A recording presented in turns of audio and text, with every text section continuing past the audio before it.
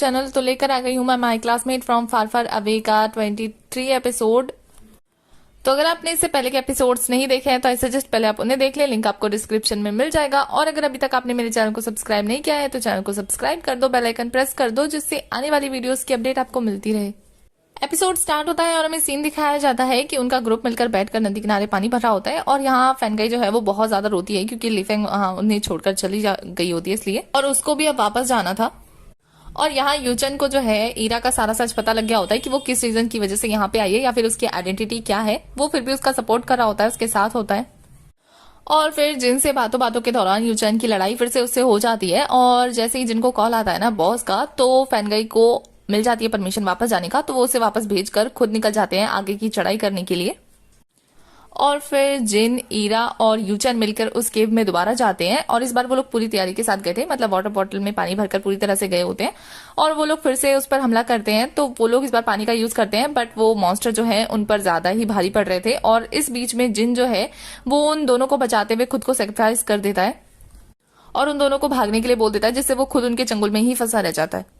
इधर हमारी गुई को पता लग गया होता है कि उसका भाई मुसीबत में है, तो वो फटाफट वहां से भाग लेती है उसको बचाने के लिए।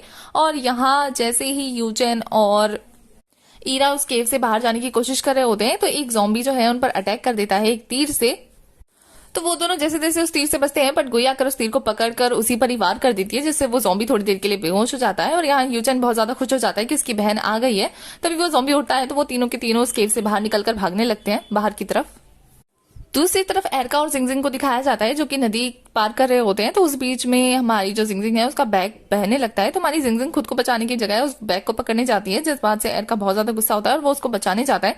फिर जैसे वो उसको बचा लेता है ना तो उस पर गुस्सा करने लगता है कि वो अपनी जान छोड़कर उस बैग को पकड़ने चली गई, जिसपे जिंगजिंग जो है वो इमोशनल होकर कहती है कि उसमें उसकी यादें हैं, उसके जाने के बाद उसकी यादों के सारी तो वो जिएगी। और उसकी ऐसी बातें सुन के एरका का दिल पिघल जाता है और वो उसको जाकर हग कर लेता है। दूसरी तरफ केव से बाहर आने के बाद यूचन जो है वो गुई को गले लगा लेता है क्योंकि उसकी बहन उसके सामने सही सलामत वापस आ गई है यहाँ ऐसे खतरे भरे माहौल के बीच में। तो वो उसे कहता है कि अब हम यहाँ नहीं रुकेंगे, यहाँ बहुत ज्यादा खतरा है, अब हम वापस चलेंगे। पर हमारी गुई को ये भरोसा होता है कि ये हालन भी उसके पास आ जाएगा और उसे उन जॉम्बीज के पास जाना होगा क्योंकि उसे वो पत्थर चाहिए अपने प्लेनेट वापस जाने के लिए। बट यहाँ यूचन जो है उसे मना करता है कि उसे ऐसी हालत में वहां नहीं जाना चाहिए, वो उनसे नहीं जीत सकती है, तो बेहतर रहेगा कि वो लोग घर वापस चले। बट यहाँ गुई की उसके साथ बहस हो जाती है और वो गुस्से में ईरा का हाथ पकड़ के वहां से जाने लगता है। और हमारी गुई मन में सोचती है कि अच्छा ही हुआ एक तरह से ये लोग चले गए, खतरे से दूर तो रहेंगे। और फिर वो वापस उस केव की तरफ जाने लगती है और फिर वो अपने हाथ में दोनों चाकू लेकर पहुंच जाती है उस केव के अंदर और वहां जाके ना सारे जो भी ज़ॉम्बीज थे ना उनकी बैंड बजाने लगती है एक एक करके। और फिर उनको मारने के लिए ना वो अपनी मेंटल पावर का भी यूज करती है, बट बहुत ज्यादा उनको पीटने के बाद और अपनी मेंटल पावर का यूज करने के बाद भी वो ज़ॉम्बीज उठ के खड़े हो जाते हैं। तो वो अपने मन में सोचती है कि ये लोग कैसी चीजें हैं, मतलब किसी भी चीज से मरने को तैयार ही नहीं है और वो अपनी बहुत ज्यादा मेंटल पावर यूज कर चुकी होती है, तो उसे समझ में नहीं आता कि वो नेक्स्ट क्या करे।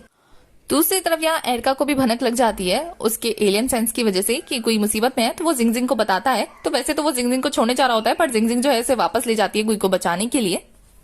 और यहाँ यूचन गुई को अकेले छोड़ तो आया था, बट उसके पांव भी आगे की तरफ नहीं बढ़ रहे होते हैं। तो यहाँ हमारी ईरा समझ जाती है कि वो अपनी बहन को मिस करा है। तो यूचन जो है वो कहने ही वाला होता है गुई के बारे में ईरा को सारी सच्चाई, बट वो कहती है कि उसे ऑलरेडी पता है कि गुई ह्यूमन तो नहीं है। तो ये बात सुन के यूचन को अच्छा लगता है कि उसे पहले से ही पता है जो वो बताना चाहता है। तो वो उसे कहती है कि इससे पहले कि तुम्हारा मूड खराब हो जाके उसे बचा लो। तो वो भी खुशी खुशी भागने लगता है गुई की तरफ। यहाँ कोई मॉन्स्टर से घिरी होती है कि तभी उसके सारे दोस्त आ जाते हैं उसको बचाने के लिए और वो सभी के सभी मिलकर उससे लड़ने लगते हैं। बट वो सभी के सभी मुकाबला कैसे कर पाते हैं, उनसे कैसे ही बचते हैं। तभी यालन की एंट्री हो जाती है उन्हीं के बीच में और वो सबको धूप में जाने के लिए कहता है जल्दी से भागकर, और वो उनको बचाकर धूप में ले जाने लगता है। और सेफ प्लेस पर आकर हमारा जो यालन है वो गुई से पूछता है कि वो ठीक तो है ना, और गुई भी उससे सेम ही सवाल करती है क्योंकि खोकर तो वही आया ना वापस। तो बाकी सब जब ये हालन से पूछते हैं कि आखिर उसके साथ हुआ क्या था और वो यहाँ तक कैसे पहुंचा, तो ये हालन बताता है कि जिस रात गुई की और उसकी ड्यूटी लगी थी, तो गुई के सोने के बाद उसे ऐसा लगा जैसे उसके पास से कोई गुजरा है। तो वो अपना बैकपैक लेकर उसके पीछे भागा, पर जंगल में काफी दूर अंदर जाने के बाद वो रास्ता भटक गया, यहाँ तक कि उसका कंपास भी काम नहीं किया। और फिर वो रास्ता ढूंढने के चक्कर में और ज्यादा जंगल की तरफ जाने लग गया और उस जगह पे उसको एक ज़ॉम्बी मिला, जिससे लड़ते लड़ते उसकी हालत खराब हो गई, उसके चोट भी लग गया और वो किचन वहीं गिर गया था उस ज़ॉम्बी से बचने के चक्कर में। और यालन कहता है कि जैसे वो लड़ रहा था ना उसके साथ, तो एक पेड़ के पास कुछ पत्थर रखे थे जिसे मारने की वजह से उस ज़ॉम्बी को चोट लग रही थी उससे। तो ये हालन बताता है कि उसी बीच उसे पता लगा कि उन zombies को सूरज की रोशनी से बहुत ज्यादा डर लगता है, और जिस पत्थर से वो भागा था ना वो भी सन की तरह ही चमकने वाले थे, तो इस वजह से वो इन पत्थर से भी डरते हैं। और हमारी गुई जो है उसे पूछती है कि आखिर वो उस जंगल से बच के यहाँ तक आया कैसे। तो ये हालन बताता है कि किसी ने रस्सियां बांध रखी थी, तो मैं उस निशान के सहारे आ गया, और ये रस्सियां तो गुई ने ही बांधी थी। तो गुई समझ जाती है, और अब जब गुई को उन zombies के बारे में सारी कमजोरियां पता लग जाती है तो वो अपना टीम कमांड संभालते हुए कहती है कि ईरा, जिंगजिंग और यूचेन सूरज की रोशनी को केव में लाने की कोशिश करेंगे, और ये हालन और एरका जो है उसको पत्थर पास करेंगे जिससे कि वो हमला कर सके। और यही दिखाया जाता है करते हुए कि जिंगजिंग, ईरा और यूचेन जो है वो मिरर सेट कर रहे होते हैं ताकि सूरज की रोशनी को केव के अंदर लाया जा सके, और इधर ये हालन और एरका जो है वो पत्थर को सेट कर रहे होते हैं ताकि सूरज की रोशनी उस पर पड़ सके। और यहाँ zombies का अटैक होने लगता है तो हमारी गुई जैसे तैसे उन्हें संभालती है। तभी सूरज की रोशनी उन पत्थर पर पड़ते ही पत्थर रिएक्ट करने लगता है, और हमारी गुई जो है अपनी पावर की मदद से उन पत्थर से उन zombies पर हमला कर देती है, जिससे कि वो घायल होकर गिर जाते हैं। और ये सारी चीजें देखकर तो ये हालन शौक रह जाता है, क्योंकि उसके सामने तो पहली बार गुई का असली चेहरा आया था। और यहाँ गुई सबको ढेर करते हुए एरका के पास जाती है, तो एरका खुशी के मारे कहता है कमांडर तो कमांडर होता है, कमाल कर दिया। और यह हालन भी उसकी इस काबिलियत को देखकर स्माइल करने लगता है। और जब वो तीनों भी अंदर आते हैं तो यहाँ हमारी जिंगजिंग को भी पता लग जाता है कि हमारी गुई भी एलियन है, तो वो कहती है मेरा बॉयफ्रेंड और मेरी दोस्त दोनों एलियन है। और यहाँ यूचन भी कहता है हाँ, मेरी भी बहन और मेरी गर्लफ्रेंड दोनों ही अमेजिंग है, मतलब बहन मेरी एलियन है और गर्लफ्रेंड मेरी ऑर्गेनाइजेशन की लीडर है। मेरी तो लाइफ सेट है, और मेरी बहन ने जिसको सेट किया है वो भी इतना बड़ा योद्धा है कि क्या बताएं। और वहां का माहौल थोड़ा हल्का हो जाता है, लाइट सा हो जाता है, और उसके बाद वो सभी के सभी पत्थर ढूंढने लगते हैं। जहां ईरा और यूचन को कुछ मिलता है और वो सभी उनके पीछे जाते हैं, तो वहां अंदर गुफा के अंदर एक और गुफा होती है जो कि देखने में बहुत ज्यादा सुंदर होती है, क्योंकि वो बहुत ही अलग डिजाइन की बनी होती है। यहाँ दूसरी तरफ ये हालन के डैड को दिखाया जाता है जो कि अपनी पूरी की पूरी पलटन लेकर आ रहे होते हैं, और उनके साथ लीफेंग भी होती है। तो फैनगाई जब उन्हें देखती है तो उसे लीफेंग दिखती है, तो वो उन्हें कहती है कि आपने उसको क्यों पकड़ रखा है। तो वो बताते हैं कि वो रास्ता दिखाने के लिए है। तो यहाँ जो फैनगाई है वो उसे छोड़ने के लिए कहती है लीफेंग को कि वो उसे आगे का रास्ता दिखा देगी, और इस वजह से लीफेंग जो है वो बच जाती है और फैनगाई उनके साथ आगे चलने लगती है। और यहाँ गुफा के अंदर जब वो लोग पत्थर ढूंढने लगते हैं ना, तो हमारी जिंगजिंग तो मस्ती करी होती है, एरका उसे संभाल रहा होता है। और यहाँ हमारे ये हालन और गुई जो है वो क्लोज आ जाते हैं, एक दूसरे को अपनी फीलिंग्स एक्सप्रेस कर देते हैं, जिस वजह से उनके बीच में एक रोमांटिक सा सीन बन जाता है, और वो दोनों एक दूसरे को किस कर देते हैं। और जब बाकी सब उन्हें देखते हैं ना तो शर्माने लगते हैं बेचारे, ऐसा पहली बार हो रहा था उनके सामने। दूसरी तरफ ये हालन के डैड को दिखाया जाता है जो कि आगे बढ़ रहे होते हैं, और यहाँ फैनगाई जो है उन्हें उन मॉन्स्टर के बारे में भी बता देती है कि अंदर केव में मॉन्स्टर है। और ये सुन के तो ये हालन के डैड गुस्सा होते हैं उस प्रोफेसर पे और कहते हैं कि तुमने पहले तो नहीं बताया था, मेरा बेटा भी खतरे में है। जिस पे प्रोफेसर कहते हैं कि ये सभी मेरे एक्सपेरिमेंट का नतीजा है, जब भी मैंने एक्सपेरिमेंट किया था और वो एक्सपेरिमेंट फेल हुआ था तो मैंने उन लोगों को यहाँ शिफ्ट करा दिया था, जिस वजह से उन्होंने बाकी लोगों को भी इन्फेक्ट कर दिया। और ये बात सुन के तो यारन के डैड को बहुत गुस्सा आता है, वो अपने बच्चे की सेफ्टी के लिए थोड़ा सा वरीड होते हैं। तो प्रोफेसर उसे समझाता है कि अभी हमारे लिए सबसे ज्यादा जरूरी उस स्टोन को ढूंढना है, सबसे पहले उससे निपट लेते हैं, बाद में बाकी सारी चीजें करेंगे। और फिर वो आगे बढ़ने लगता है और ये हालन के डैड भी मजबूरी में उसके पीछे जाने लगता है। उसके बाद हमें केव का सीन दिखाया जाता है जहाँ जिंगजिंग नहीं होती है। तो एरका जो है वो गुई को कहता है कि जिंगजिंग की ना याददाश्त मिटा देना। उसे पता है कि वो सेल्फिश बन रहा है, बट उसके जाने के बाद जिंगजिंग उसे मिस ना करे, यही उसके लिए बेहतर रहेगा।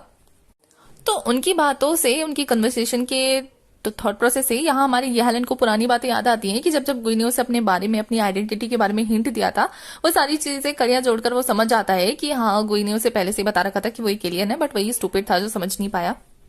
और यहाँ सब लोग डिसाइड करते हैं कि वो ग्रुप में बटकर अब एक दूसरे के लिए पहरा देंगे और आराम करेंगे। यहाँ जिंगजिंग और एरका एक दूसरे के क्लोज बैठे होते हैं क्योंकि अब कब एरका चला जाए और कब जिंगजिंग उसे मिस करे क्या पता। और दूसरी तरफ ये हालन और गुई भी बैठे होते हैं। तो ये हालन गुई से पूछता है कि वो उस स्टोन को क्यों ढूंढ रही है। तो गुई से कहती है कि वो अपने घर जा सकती है, उससे एक स्टार गेट खुलेगा जिससे वो वहां से जा पाएगी अपने दुनिया में। तो ये हालन कहता है कि उसके डैड भी उस पत्थर के पीछे हाथ धोके पड़े हैं, तो उसे डर है कि कहीं उसके डैड उसे जाने से रोक ना ले। और फिर वो गुई को बड़े प्यार से कहता है कि वो जिंगजिंग की याददाश्त मिटा सकती है, वो जानता है कि वो याददाश्त मिटा सकती है, बट वो यालन की याददाश्त ना मिटाए, क्योंकि वो खुश है ये जानकर कि वो गुई जैसी लड़की से पहले नफरत करता था लेकिन अब प्यार करने लगा धीरे धीरे, और वो ये मेमोरी खोना नहीं चाहता। तो इस बात पे गुई भी इमोशनल हो जाती है और वो दोनों एक दूसरे के क्लोज होते हैं। तभी जिंगजिंग की आंख लग जाती है तो एरका ना इसी मौके पे गुई के पास आ जाता है और वो यालन से थोड़ी सी प्राइवेसी मांगता है गुई के साथ बात करने के लिए। तो यालन उसे गुई के साथ छोड़कर बाहर चला जाता है। तो एरका गुई से कहता है कि उसने ये बात सीरियसली कही थी कि वो जिंगजिंग की याददाश्त मिटा दे। तो एरका जब गुई से बात कर रहा होता है तो उतने में जिंगजिंग की आंख खुल जाती है और वो आकर ये सारी बातें सुन लेती है और वो गुई से लड़ाई करने लगती है कि वो इसकी याददाश्त ना मिटाए, वो नहीं चाहती कि ऐसा कुछ हो। बट इसी बात के दौरान वो बेहोश हो जाती है और मौका पाकर गुई जो है उसकी याददाश्त मिटा देती है क्योंकि वो अपनी फ्रेंड को हर्ट नहीं करना चाहती और वो दोनों ही बहुत ज्यादा इमोशनल होते हैं ऐसे करके। और इसी के साथ हमारा एपिसोड यहीं खत्म हो जाता है। तो एपिसोड 23 की एक्सप्लेनेशन होती है खत्म। आगे की कहानी के लिए आपको नेक्स्ट एपिसोड तक वेट करना है और नेक्स्ट एपिसोड इसका लास्ट एपिसोड होगा। आई एम श्योर आप इसे मिस करोगे। तो नेक्स्ट एपिसोड का वेट करिए, तब तक के लिए बाय।